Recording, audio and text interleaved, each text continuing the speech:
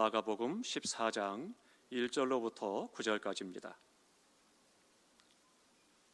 3절에서부터 9절까지 한 절씩 저와 함께 교독하겠습니다.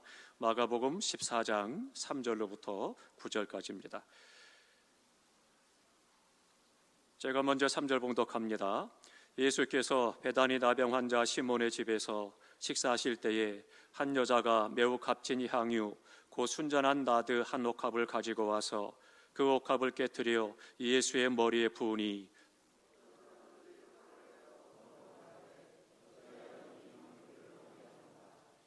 이 향유를 300데나리온 이상에 팔아 가난한 자들에게 줄 수 있었겠도다 하며 그 여자를 책망하는지라.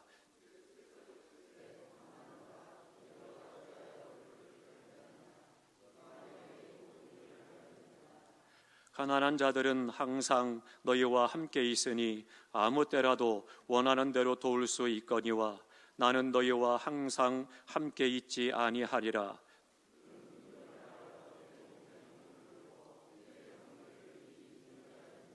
다 함께 봉독합니다.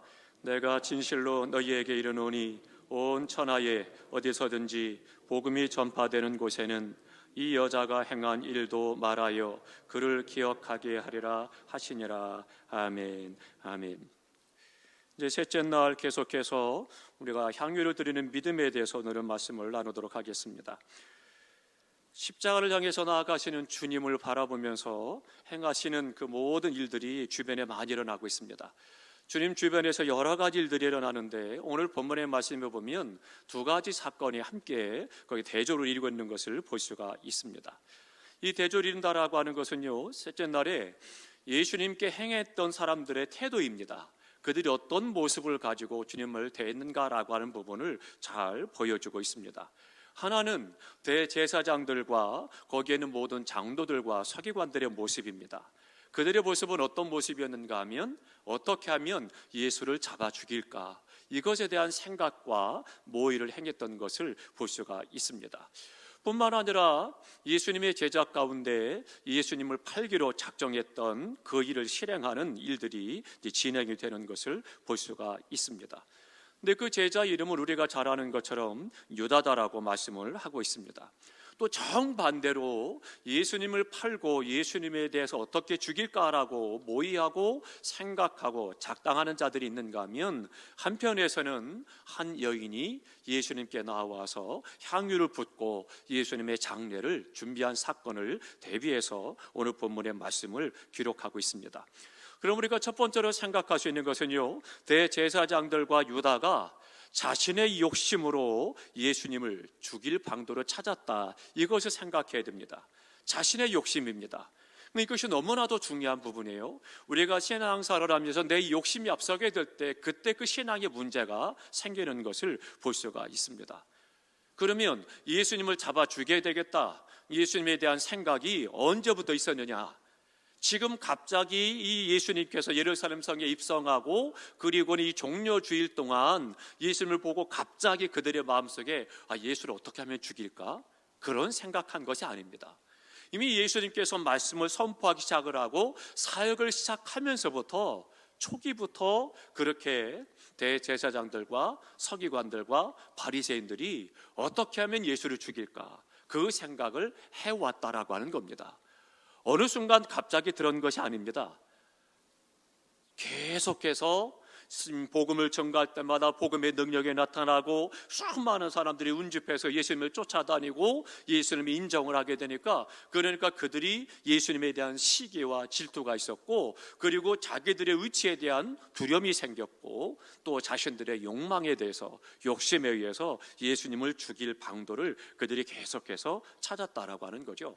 그러면서 그들이 표면적으로 내세운 것이 있었습니다. 그것이 뭔가 하면 우리가 의롭고 우리만 말씀대로 율법을 따라 살아가고 있으니 우리가 이 나라를 지키고 교회를 지킨다라고 하는 그런 착각을 갖고 있었다라고 하는 거죠. 그래서 예루살렘의 최후의 보루가 바로 우리야. 우리가 아니고는 어느 누구도 이 율법을 지키는 자가 없고 우리만 의롭고 우리만 그 율법을 따라 행하고 있다라고 그들은 생각을 했다라고 하는 거죠.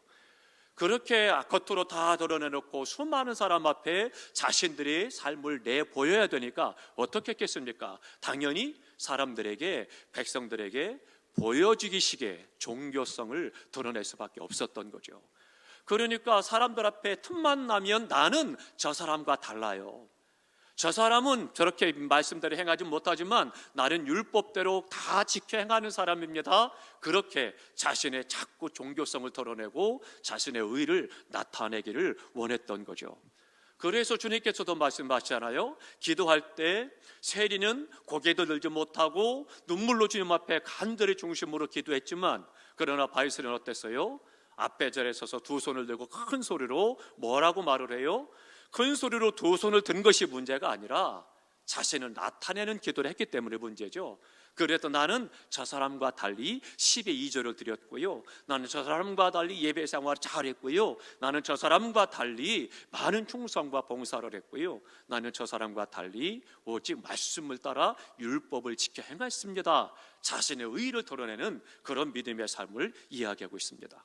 그래서 주님께서는 그것에 대해서 책망하셨던 것을 볼 수가 있습니다.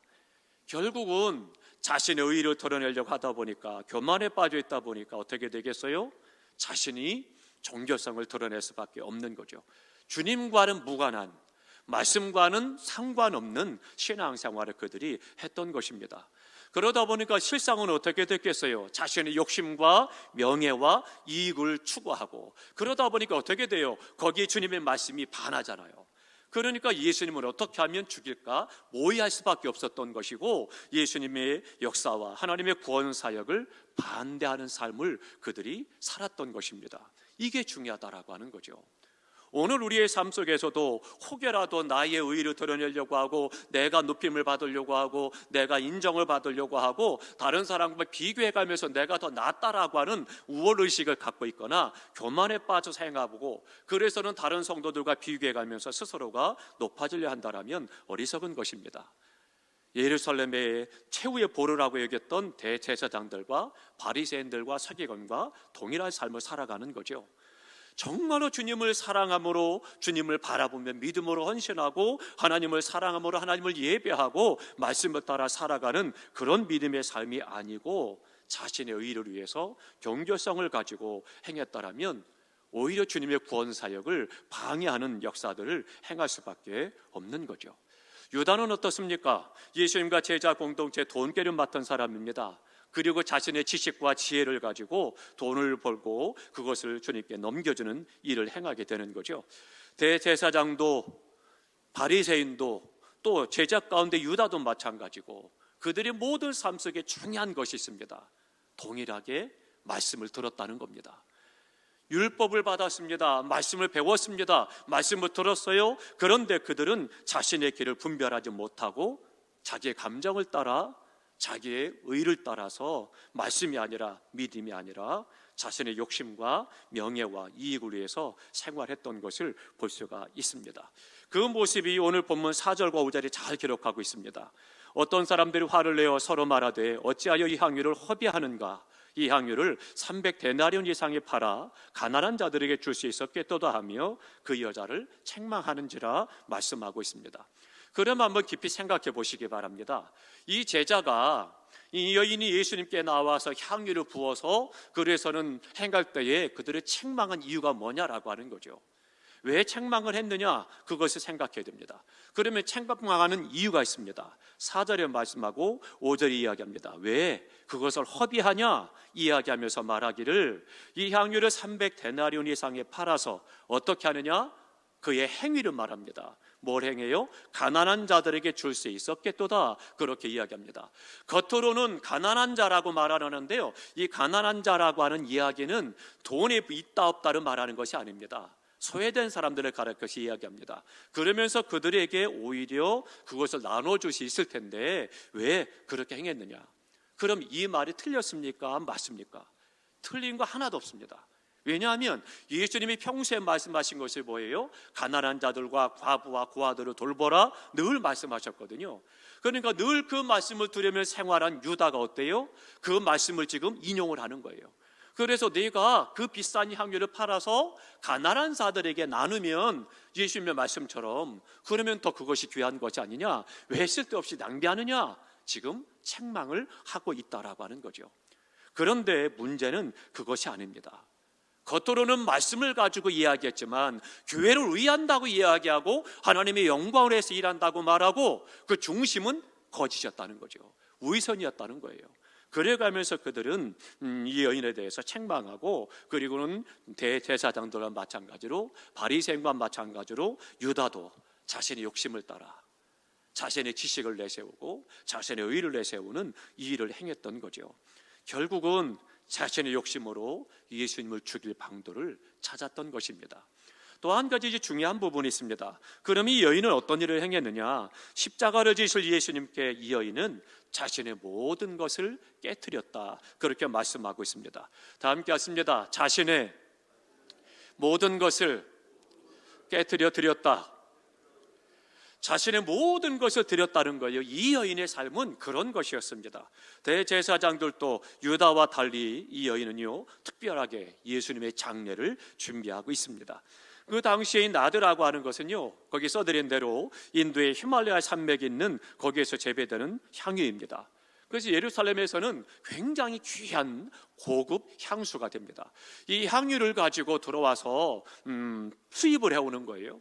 그러니까 그 수입해온 것이 너무나도 귀하기 때문에 얼마나 비싼지 이 여인이 드렸던 이 향유는 1년 노동자의 품값입니다. 그러니까 1년 동안 내가 직장 생활을 해서 그래서는 한 푼도 안 쓰고 다 모아야 되는 그 액수예요. 그 액수의 향유를 그 여인이 갖다가 깨뜨려서 예수님께 부어드렸다라고 하는 겁니다. 그런데요, 이것을 왜 여인들이 모으느냐? 이유가 있습니다. 결혼 지참금으로 대부분 모입니다. 그래서 어려서부터 결혼 시집 갈 때 지참금을 내고 시집을 가야 되기 때문에 지참금을 마련하기 위해서 계속 모으는 거예요. 그래서 여유가 생길 때마다 혹은 일부러라도 떼어서라도 계속 향유를 모으는 거예요. 그래가지고 그것을 한 방울 두 방울씩 모아서 그래서는 그 향유를 한 병에 채우는 거죠. 다 차면 봉하고 갖고 있는 거예요. 그리고는 시집을 갈 때 그때 이 지참금으로 그것을 사용하는 것입니다.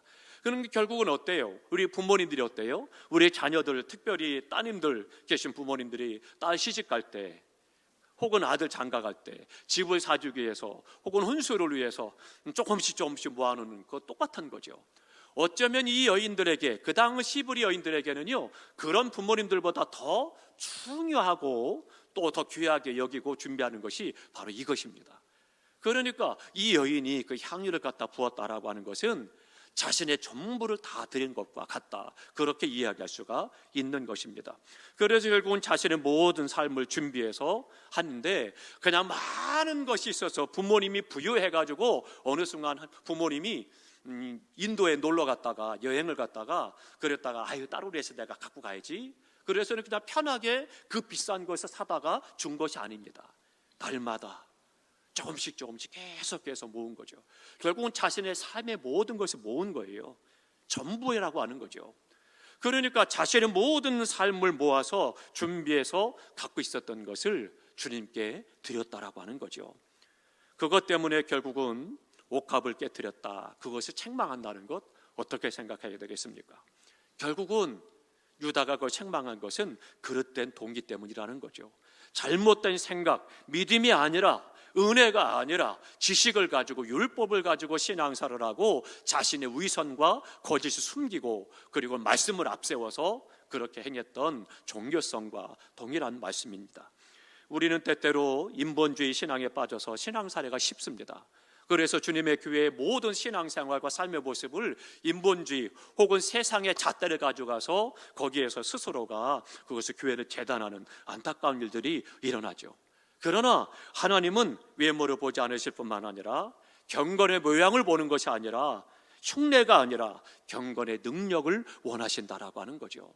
그렇기 때문에 우리가 주님 앞에 다시 한번 이 고난주간에 십자가 앞에 나를 내어놓고 살펴보시기 바랍니다. 내가 주님을 예배하고 찬송하고 기도하고 예물을 드리고 봉사, 충성, 헌신하는 모든 것들에 있어서 대제사장들과 마찬가지로 유다와 같이 종교성을 가지고 세속적인 믿음을 가지고 인본적인 신앙과 거짓과 위선을 가지고 하나님을 속일 수 있는 것처럼 그렇게 신앙생활을 하지 않는지 한번 살펴야 된다라고 하는 것입니다. 그러나 주님께서는요, 이 여인의 섬김을 기쁘게 받으시고 칭찬을 하십니다. 이 여인이 예수님께 향유를 깨뜨려 부었다는 것, 자신의 모든 것을 드린 것입니다. 모든 것을 드렸다라고 하는 것은 전 재산을 드렸다는 것이 아니고 마음을 드리고 시간을 드리고 자신의 재물을 드렸다는 것을 말씀하고 있는 것이죠. 그러니까 오늘 우리의 관심이 어디 있느냐? 오늘 우리의 시간을 무엇을 위해서 드리고 있느냐? 하나님 앞에 무엇을 위해서 기도하고 있느냐? 우리의 마음이 지금 어디에 가 있느냐? 다시 한번 살펴서 또 주님 앞에 가까이 나아가서 주님께 대한 믿음과 마음과 성품과 힘을 다해서 하나님을 사랑하는 그 사랑으로 섬길 수 있기를 주님의 이름으로 축원합니다. 이 여인은 사랑이 있었기 때문입니다. 그렇기 때문에 자신에게 있어서 가장 귀한 것들과 자신의 삶 전부를 드릴 수가 있었던 거죠. 우리의 자녀들을 위해서 부모님들이 그렇게 희생하고 베푸는 것, 섬기는 그 이유가 뭐였어요? 사랑하기 때문이죠.